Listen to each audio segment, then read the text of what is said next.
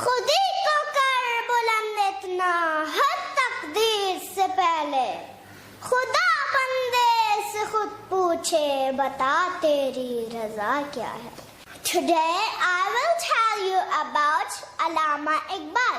Allama Iqbal, our national poet and philosopher, born in Sialkot town on 9th November 1877.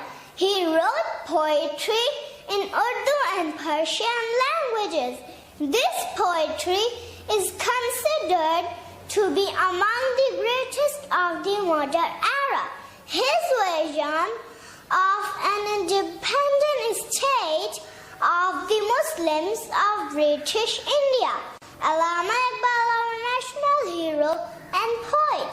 He wrote lots of poetry for us, such as Bacche Ki Dua, Makra aur Makhi, Hamdardi, Pahad and Gilari. These are the most famous and interesting poetry for children.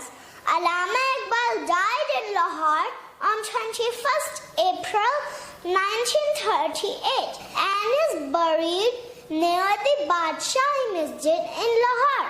Thank you.